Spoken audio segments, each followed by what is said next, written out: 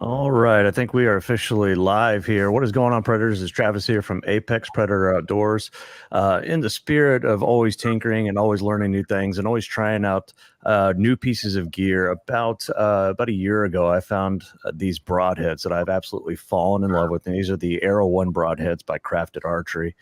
And so today I've actually got my guest is Dan, Dan Crafted Archery, and he's coming to us all the way from Australia. So thank you guys for tuning in and thanks for watching. And Dan, why don't you go ahead and share with everybody a little bit about your company and who you are and where they can see you. Yeah, okay. Thanks for having me on, Travis. So I'm Dan from Crafted Archery, from Australia, like Travis mentioned. We've got sort of a new company happening here that we're building up slowly. The flagship at the moment is the Arrow One Broadhead. That was sort of came just out of tinkering around myself, trying to, create and make something a little bit better for what I was after and what I thought other people would enjoy as well. And basically that's how the whole company and all my products are evolving as well. We started off with the Arrow One, and then mates started using them. That then went on. I was producing so many that it sort of went on, moved out to creating the website and making them available to the public and so on and so on. And then next thing was the arrows that I have as well. The need for arrows was shown when all my friends were coming and getting broadheads off me, and then they'd have to go to a different shop to buy some arrows. So I started stocking arrows as well. I'm making the crafted arrows, and we'll see where it goes from here. But that's the plan, just to let it grow organically, and produce products that I'll use and my mates will use. Yeah, that's actually going to be my my next arrow build here. Is I've actually just got a new Prime Inline 5 bow, and I got the Crafted Archery, the 250 arrows is what it is, and I'm going to be throwing in the Ethics inserts with that. I'm going to be using the Arrow One Broadhead this year, and also another product that I got coming over here from Australia is the Easy Veins here. And like I say, the guy or Brendan over at Easy Veins is he threw in some veins here for us, guys. So if y'all you want to get a discount on any veins, just follow the code and use that discount code at the bottom of the screen there, and you can get a discount on your own veins here. But man, these things are all amazing, and it's kind of cool. I feel it's interesting building a product from these companies bring all the way from Australia. But I really like I say, I used this on that pig hunt that I went on, and I was just absolutely astounded with that. It's a very aggressive broadhead here, and like I say, it's got a very unique design. So if you will, man, just talk a little bit about the design of the broadhead and how the name, I guess, comes into that as well. Yeah, so the design came from I was trialing a lot of different broadheads myself, trying to figure out what worked best for me. A property I've got, relatively nearby, it's only sort of an hour away from where I live, holds a lot of feral mountain goats. So that was kind of the location where I was hunting a lot and testing and trying things. And they're not a hard animal to hunt. They can live in hard terrain, but in Australia here, it's the majority of our hunting's spot and stalk. So the goats are a relatively easy hunt in that case. Mm-hmm. But they are a pretty tough animal as such. Like you can, if you don't hit them in the right spot, then they can take an arrow and run off up into the mountains, and they're that quick and agile across the mountains that you'll never catch up with them. So it sort of came from a bad shot that I put on a goat that none of us want to do, but they happen sometimes, and I didn't think it was that bad of a shot, but this goat, I chased him for hours and hours trying to figure out where he was in this mountain, and just it was like he'd been, scratched. It was Just nothing. Ghost. Looked like good blood and everything, and it was just nothing. So so that's why I wanted to make a slightly more aggressive broadhead that would help in situations like that. I wanted to stay with a solid broadhead as well. We do hunt a lot over here. We have no seasons on the feral animals, so we can, so long as you can get time, you can get out and hunt. And with properties, I live in a place called the Hunter Valley in New South Wales, so there's quite a bit of opportunity around between state forests and a few private properties we've got access to. So we do hunt quite a lot. So basically, I wanted to have a broadhead that would, it was pretty aggressive. It did some damage.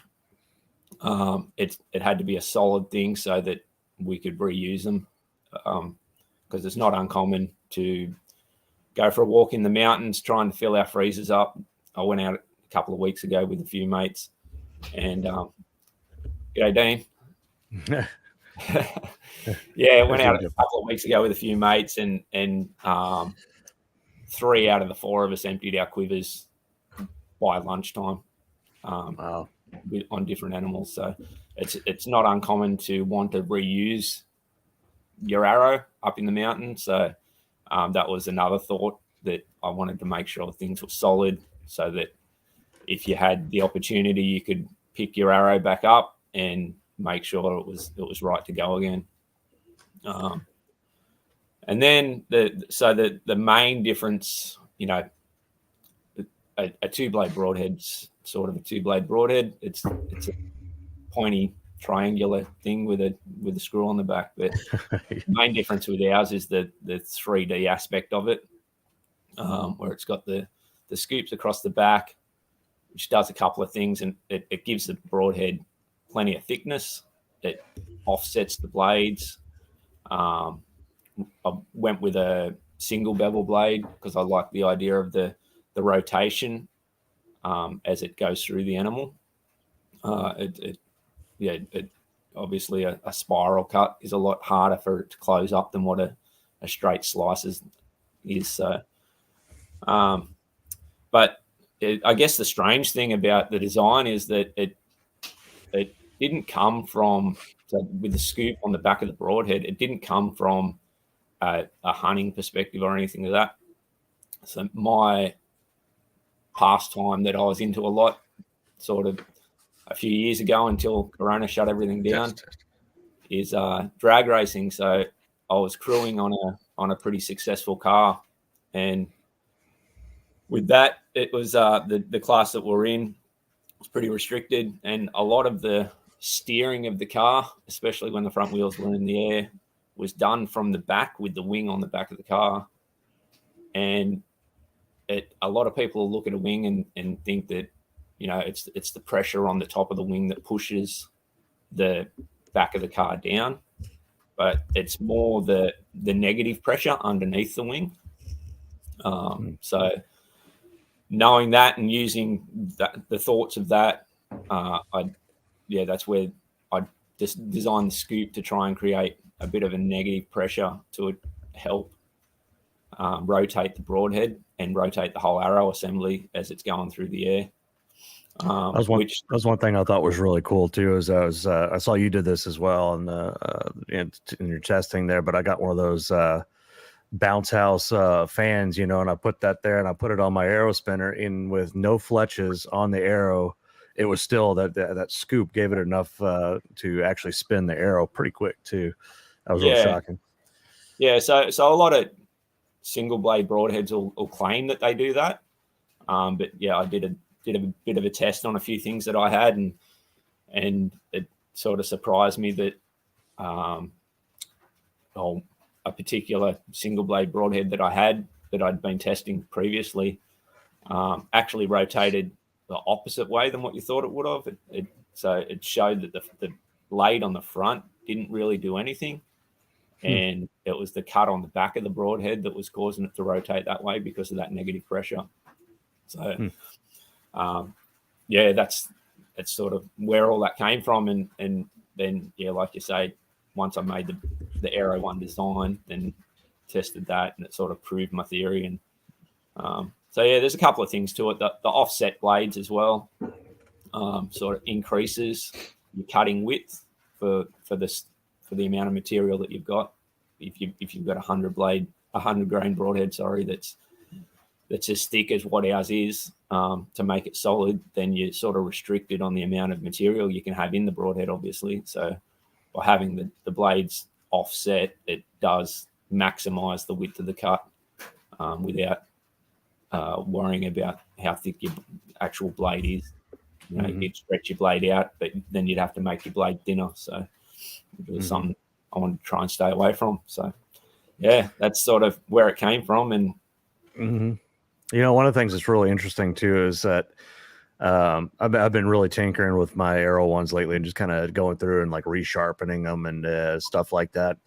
And you know, one of the things I found too is comparing it to some of the other broadheads I have in a stack and some of the other, you know, experiences I've had in the past, is that it's kind of funny because when people are making broadheads, they think, oh, you need to get just like the hardest steel you can actually get out there. And, you know, you got to get the harder the blades are, that everything's going to be better. And I was actually watching John Lusk's review of your broadheads, and I thought it was really important because he's mentioning that, you know, sometimes if the blades are too hard, they actually become more fragile and they'll actually snap in there. Whereas if you have a little bit of malleability to the blades, that it's actually going to stay intact. And as long as that blade is all in one piece, it's still going to push through the animal. And I think that the metal, it seems, just from working with it and working it over, you know, different honing stones and things like that, that I think it's like the perfect amount of like soft and hard, you know, where like say I can go straight through bone and it's not going to shear off or break or anything like that, you know, but it, like I say, it's soft enough to where it's going to stay in one piece, and then I can go resharpen it if I need to. Right after I pull it out of an animal, like you said, you can empty your quiver, go resharpen everything, just even maybe hit it with a sharpening steel, and then go right back at it, you know? Yeah. So that was definitely a little bit of trial and error during design and testing, where we tried a few different things. And like you say, if it's too hard, you'll get chips in your teeth or it'll snap off, especially with like the 75 grain little broadhead that we do. That it wasn't ideal because we did have to reduce the material in it. That was the only way we could get the weight down. But it has turned out pretty strong. It's proven itself on quite a few animals.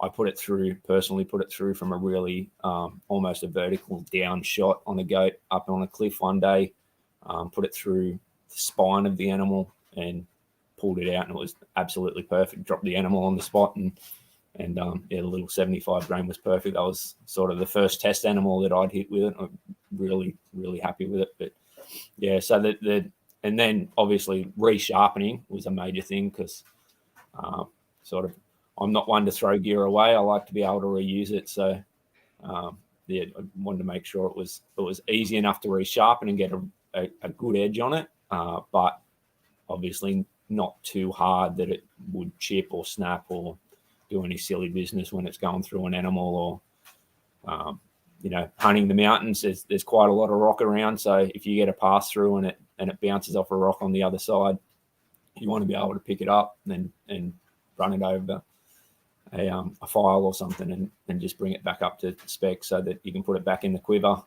You never know what's on the walk back to the car when you're carrying the animal back to the car. You might come across or something. So, right. That's awesome. I don't know. I just got in. I landed on a plane. Can y'all hear me, Travis? Yeah, you're good, man. Okay, good. All right, sorry, I'm a little bit late. It's the airlines nowadays. Everything's got to be delayed, you know. So, hey, your video looks better than it's ever looked to, man. I don't know what's going on here. I got every computer in the house turned off, so it's like as much Wi-Fi as possible pumping through to the office. Man, like I say, the Aero 1 broadheads are awesome. I saw you just started adding more arrows to the bunch as well. So, what's you? I guess like I said, I hadn't really looked into the arrows a whole bunch other. I just bought some because I was like, I want a really good, affordably priced, because I found that I've been spending so much money on arrows, and even unless it's something crazy ridiculous like these Victory VAP SS where they got like stainless steel woven in it and they cost like almost $300 a dozen. It's like all these arrows, it's like as long as it flies straight and it spins good, like I don't know why I'm spending $200 for or $180 for 6 arrows. I mean, rather than spending 180 or $120. And so I don't know, I've been tinkering a lot, and I saw your arrows and I was like, dude, that's actually a really good price. You said 0.03 straightness guarantee. And so anyways, just talk about your arrows a little bit, man, what that's been like. Yeah, so like everything that just came from, I needed some arrows to shoot, so I started stocking them. I like the micro diameter arrows, the 016s. So I started stocking them first. I was hunting with a really heavy arrow at the time. So that was the original arrow I started to stock. And then the others just came from like I said, mates coming to me, wanting some arrows, and they liked a certain type of arrow. So I'd look into it. I'd source those arrows. So now we've got the standard diameter 3K weave arrows, which are like they're a 244. You guys call them, and then I've recently added the 205s as well. Again through another mate, and like you said, he was blowing over here. I think he was spending about $400 a dozen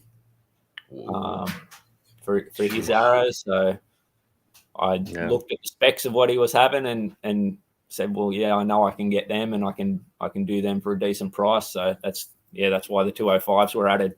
They've been really popular. The one hard thing I will say has been, and the downfall in a couple of spots has been the insert, like the half cert or the collars and stuff, which is why I started stocking the ethics gear. I wasn't happy with some of the gear I had. I've got so with our arrows, they'll all come with a basic insert or half cert, whatever's to suit. And then there's the option of getting the ethics gear if you want that added security and strength. And the reason behind that was that I was having a couple of the half certs on, in particular, the 0166 arrows were snapping. So that wasn't cool in my book. So I wanted something a bit stronger. I started looking into designing something, and there's a few different options out there. And then I came across the ethics gear, and I that was just the point that, that was pretty much what I was looking to design anyway. So what's the point of redesigning a wheel if there's already one that fits? The ethics gear, I've been using that for a while, and it's just kind of become the default. Like I go straight there. I know that like Iron Will makes some good stuff too. I think Dean, you or Chris were using those, but I can't remember how much they run. They're not crazy high, and I also have the day 6 half ounce also, or their collars, I guess you'd call them. And I haven't used them yet on an animal. So actually the wife and I are going tomorrow on a pig hunt, and so I'll let you know how they do. Nice. Be something, as you know, those thick chested animals are a good practice to see what's really going to happen besides rocks. Yeah. Mm-hmm. It's funny, Dan, you were talking about hunting goats because they've got you've got feral goats running around everywhere out there, and here we had to go like pay somebody in Central Texas to take us on a guided goat hunt. All these exotic like Catalina and Black Hawaiian and Texas doll rams and stuff like that. Yeah. That's sort of what most people cut their teeth on here. I've got quite a few pro staff guys that over in New Zealand, and they're rampant over there as well. And they're a great animal to hunt, great animal to eat. So the bigger billies can get a bit stinky sometimes, but You know, it doesn't matter once you turn them. Once you make some mince, you might mix in a bit of pork fat or something to break it down a bit, and it's still great to eat. So, yeah, Nice. Yeah, we ate Dean's black Hawaiian ram when we were at we stayed at his little house for the total archery challenge out here, and we were surprised. It tasted just like a steak, man. Yeah, yeah.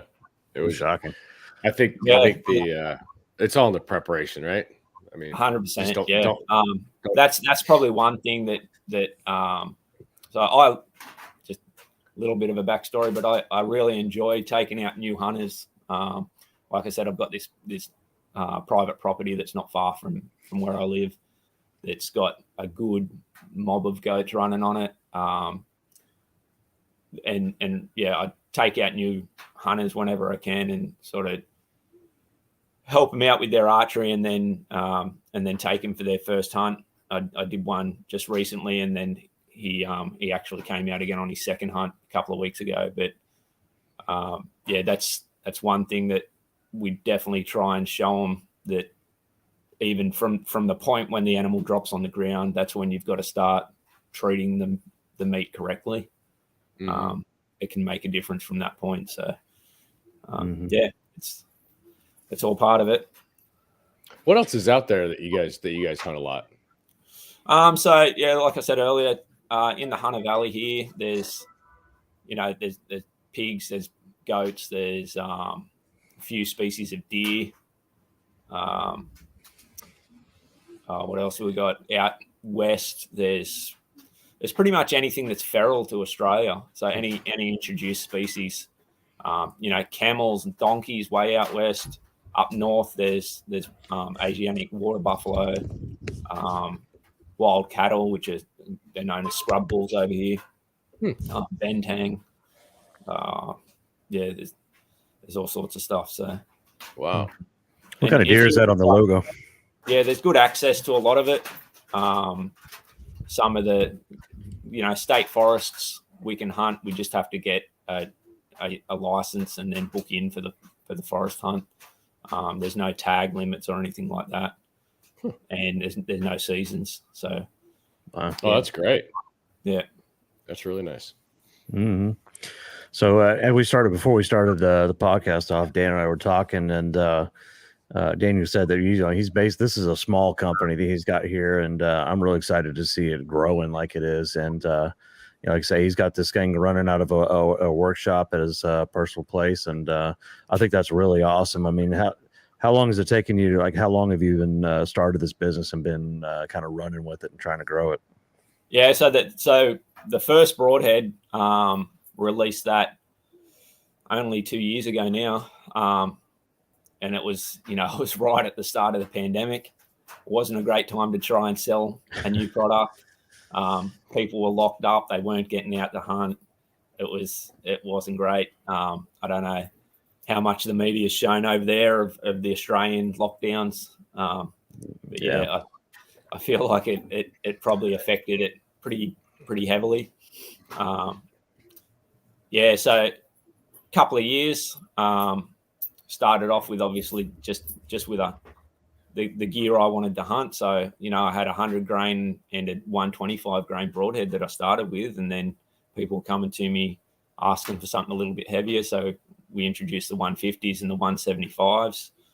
And then, the arrows and whatnot. And yeah, basically it's more of a thing for me just to see where it goes. I'm not trying to retire on this company or anything like that. I just like making good, solid gear for friends to use. This could be just as hard in here. I was going to show real quick, see if I can share my screen here, see how this works. Yeah, while you're doing that, I was watching a guy that was testing your arrows out, and he was shooting frying pans and I forgot what rock it was. It was like a Scottish boulder or something, and it completely stayed intact. It was crazy. I think the only thing he lost was the knock. Yeah. So everybody watching, this is a little video I did. So this is where Dean and I went hunting. Our first hunt together. We shot this pig, and you can see I got this arrow going in the back. It was like right behind the ribs there. Came all the way out through, hit some other stuff. I think it hit a vertebrae or something like that, but then it went right in through. It came right out the front of the skull. You can see I grabbed it and kind of just pushed it the rest of the way through. And you can see that blade sticking out the front of the skull there. And what was so cool to me is like we got up there and we took the pig and we went and cleaned it up and everything. And again, I was able to go right from there, right from we took it the arrow out of the pig here. I sharpened it up and I was able to put it back in my quiver and we're right back at it again. So it was pretty awesome, man. Like I said, these broadheads are just aggressive. They're mean and just durable. And like I said, this is something that's important is you can just take that and run back in the field with it. And you can see that thing just stuck right through the front of the skull there. And pigs, these wild feral hogs are notorious for having just hard skulls. And so for it to be able to penetrate through the skull after passing through the body is just, I mean, that's pretty amazing. So and to resharpen it and use it again. I mean, that was the first time I'd seen your broadheads. That was the craziest thing I've ever seen. Yeah. And that's sort of the goal with everything. That it's probably not the best business goal to have gear that can just be reused over and over again because you never resell anything. So, but that's I just like to be able to go out and reuse my gear if I have to. Yeah. And I think that's cool too, because it came from a need. Like this is what you wanted, and so you started making this thing to fit your needs. And so if it's good enough for you, you're like, okay, now I just want to share this with everybody else. And I think that's how good companies start. And that's how good companies grow. And it's an honest business thing is to say, which it's hard to come by because everybody's got so much, just crazy marketing stuff. Like we were talking to a guy from Average Jack Archery, Nate Sellers, has a YouTube channel, and he was talking about the Matthews was like, hey, we got the sight here. Now we moved it inside the bow. It's like, I mean, okay, it's like, are we really doing something here? Oh, we drilled a hole here, so now it's like 0.2 ounces, 0.02 ounces lighter. It's like, but this is actually something that brings real results. And you're like, hey, look, from a business standpoint, you can reuse these things. But like I say, then I think some people, it kind of builds a brand loyalty. And so I think that's a direction, man, you should keep heading down, is make something that just works and it lasts. So yeah. And that's the plan.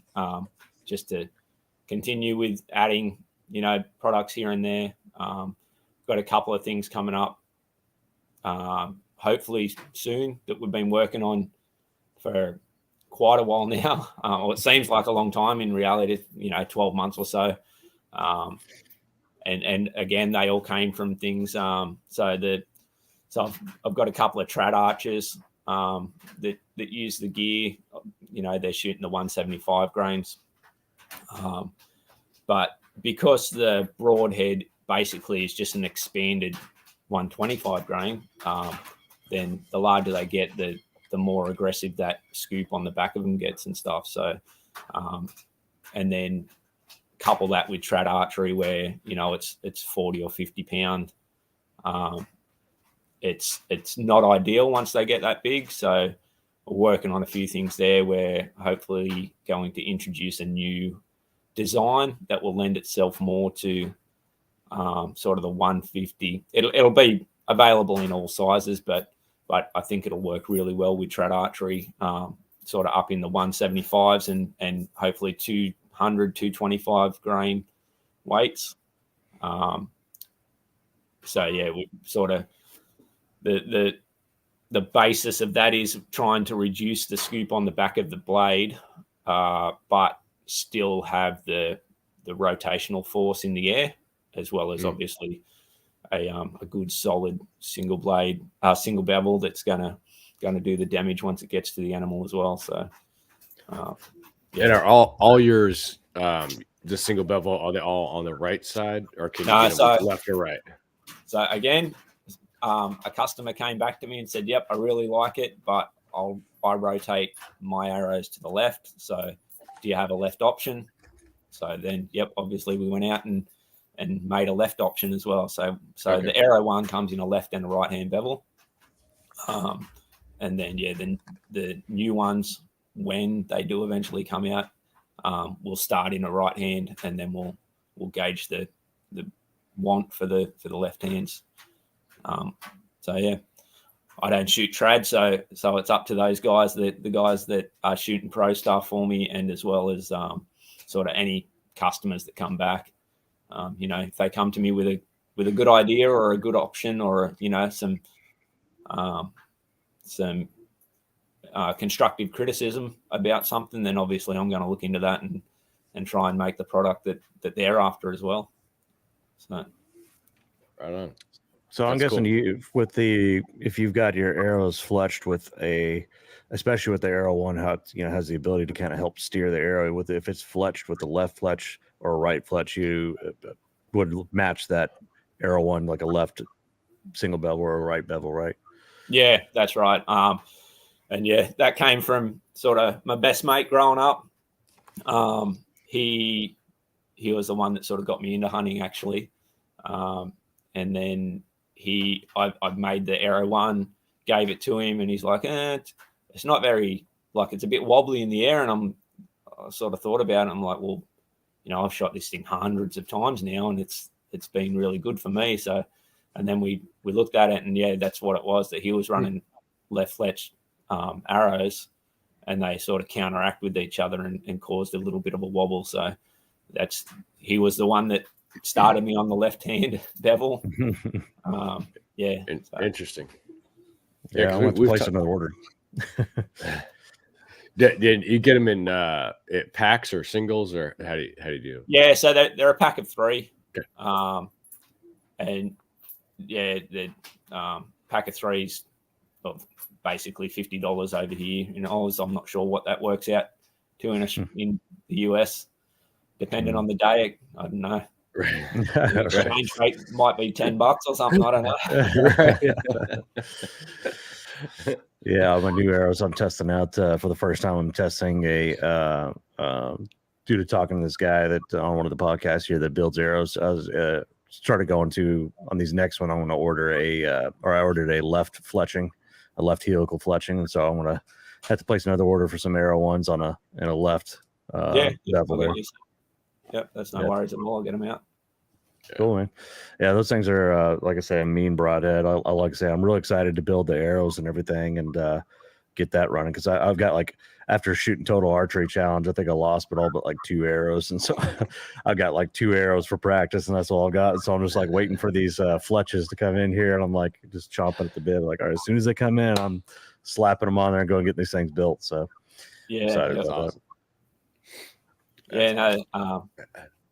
Yeah, they're a good thing, those easy fletches. I've been looking at them myself. I was out a few weeks ago. I put an arrow through 2 different animals, and the only reason I couldn't put it through a third was because I lost the fletchings.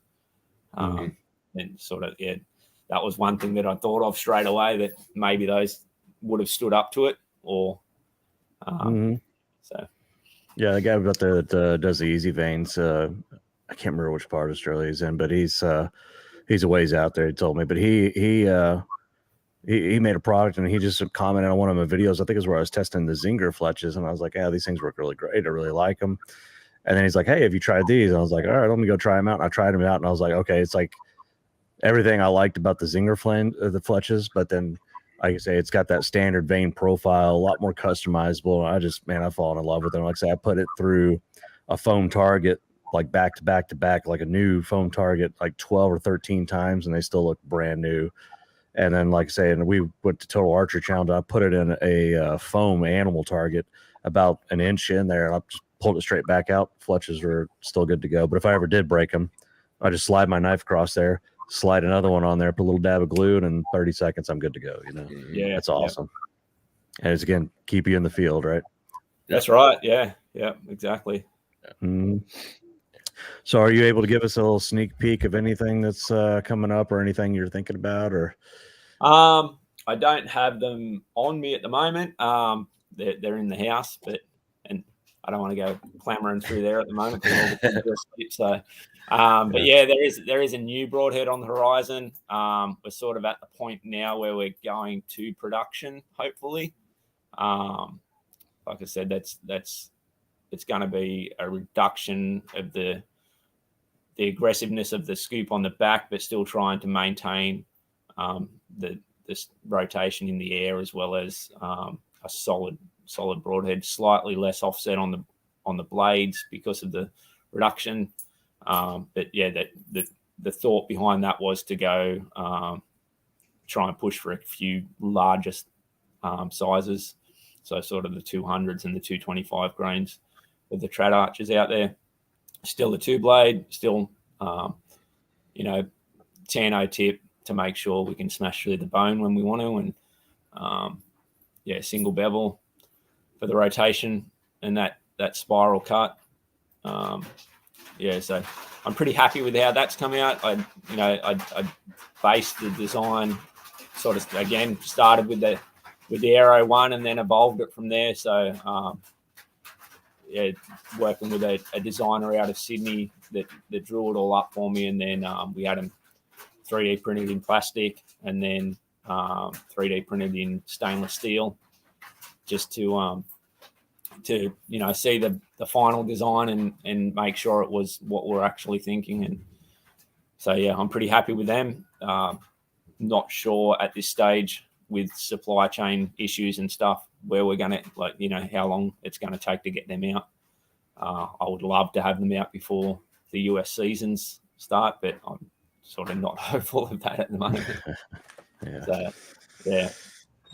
Supply chain and then things, we'll go from there. See what else is. We recently added a little sharpening stone, a little sharpening plate that it's sort of credit card size, so it'll just slip in your pack or your pocket, and for when you're out in the field and you do clip that rock or something, you can pick it up and just give your broadhead a dust off, and it's right to go straight back in your quiver. Oh, that's nice. That's something that's packable. You can just saying, because last time I had a whole knife sharpening set in my pack, and it's like to have something small like that. I saw it on the site there. I was like, oh, I got to get one of those too. But you're gonna start hurting my credit card, man. It's good for you. That's what makes it fun, though, man. Like tinkering, And I'm that kind of person. I like I said, my best mate growing up, I've known him since preschool.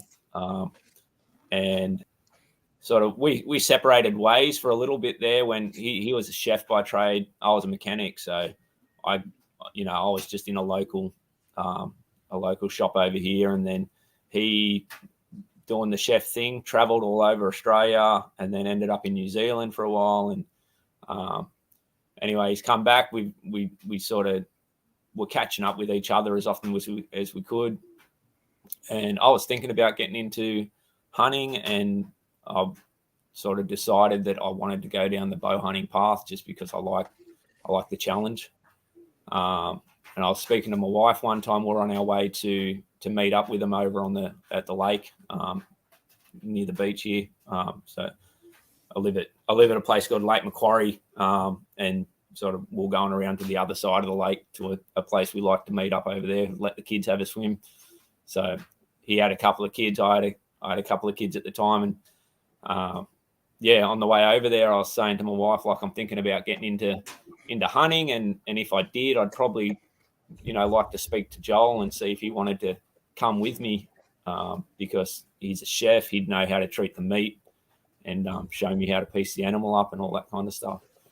Anyway, then I got over there and we were packing up at the end of the day and putting the kayaks back on the roof of the car, helping each other out. And I just mentioned it to him. I said, I'm thinking about getting into bow hunting. Do you think you could help me out and come out for a walk at some stage? And he sort of turned around at me with his eyes wide open. He goes, "You're kidding." He said, I've been bow hunting for 2 years and I've got no one to go with. So that's awesome. It was just a weird point where, we were best friends from preschool right through school. We sort of went our own ways, but stayed in touch. We were always good friends, and then came back together, and turns out we're doing the same thing as well. We both got into the same thing. So he's me go-to.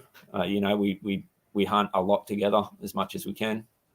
He lives a couple of probably an hour up the Hunter Valley, a bit further from where I am. So hunt with him a lot, and get out and try and take some new hunters out as much as we can.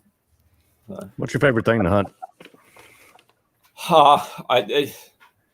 Like I said, I like the challenge, the access I've got at the moment, the mountains that we get to run up and down are fun. It's not fun. You hate it at the time. Your legs are going to fall off. So the goats are great up there. There's plenty. There's pigs and stuff up there as well. We've got a hunt. We're going out on when is it? No, Friday. Next Friday week. Going out to another property a little bit further up. They've got a lot of pigs and stuff up there. But yeah, the goats are, for me, are great fun because they're, I can get away with it with the family as well, being that the property is so nearby. If I get one free day, even while the kids are at school, I can get up there really early in the morning, collect a fair bit of meat for the freezer, and be back here to pick the kids up from school and take them to afternoon sports and stuff. So, that's hard to go by. State Forest, where I've spent a fair bit of time this year honing in on some fallow deer. Got to a point where I was consistently having them on cameras and had it set up for the rut. And then I got Corona. So that shut me down for the main week of the rut. It went through the family one by one, and the way that the laws were happening here at the time, if there was a person in your direct vicinity that had it, you had to lock down as well as a close contact. So it ended up taking the whole family out for a month. We were shut down in the house, and then so that sort of put an end to that one. I'll still chase it. I've got a target buck up there that in the state forest that hopefully no one else catches up with it before I do. It was a nice buck for the area, and and being state forest, they do get a fair bit of pressure. So it was good to find him, and hopefully I can catch up with him again sooner rather than later. Yeah, right. Well, good luck on that one. Yeah, if I don't catch him in the next sort of couple of months, I'll probably hope that he's stealthy enough to hold out until next rut. But see what happens. Favorite. The goats are hard to go by. They're just, the access is good, and the challenge of the mountain is good as well. Like I said earlier, we went out a couple of weeks ago. There was 4 of us out there. 3 of us ended up emptying our quivers pretty much. 3 animals each. The 4th guy ended up as one of the packing horses. So, he walked over to me right at the wrong time. I just finished piecing up an animal, had it all sitting in the bags, and he walked over and he said, "You need a hand?" I said, "Yep, for sure. Chuck all this in your pack." I'll go down the bottom and get this other one, and then I'll meet you back at the car later on. It's that's what it's all about. It's a good problem to have. Yeah, that's right. Yeah, we unfortunately the last one I had to get was off the wrong side of the mountain, and it sprinted downhill, so I had to go down to the bottom of the mountain, piece it up, carry it back up and over the mountain back to the other side. But that's a total excitement kill when that happens. You're like, so, and then you just watch it and you're like, oh God.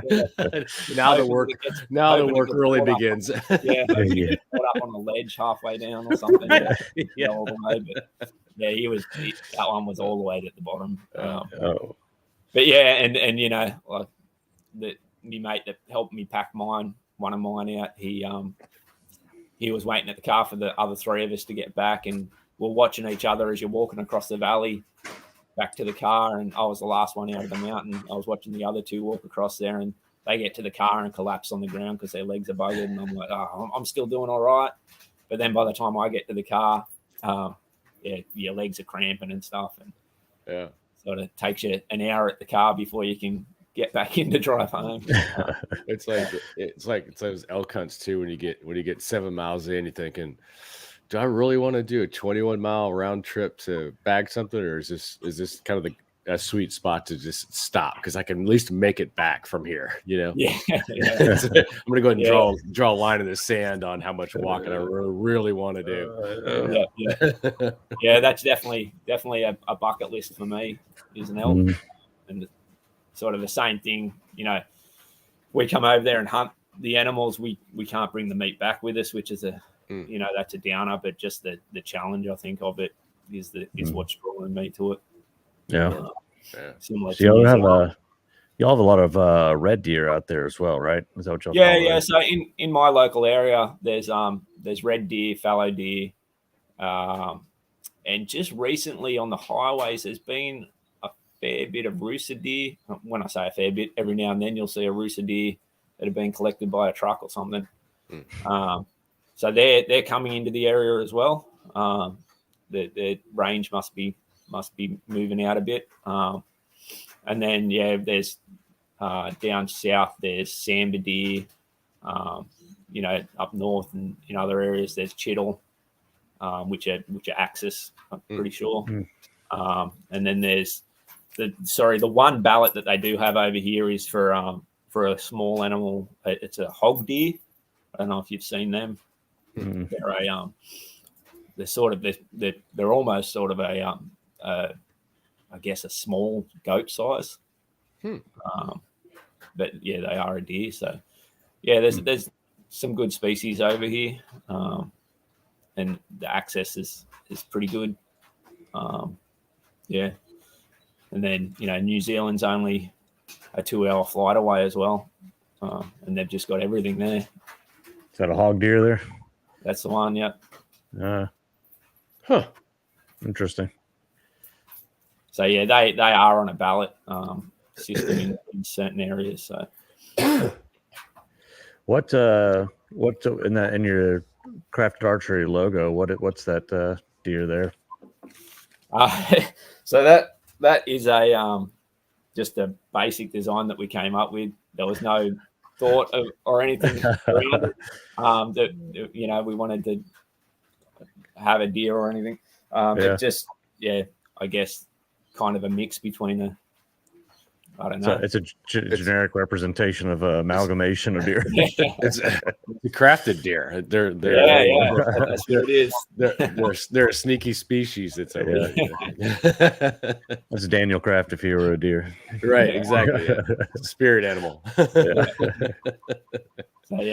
but definitely the elk. I'd love to get over there one day and hunt them. I've got a few pro staffers over there that are shooting for me as well. A young guy, Landon, he's all over it. He's had a hard time as well getting tagged, so he hasn't had a lot of opportunity.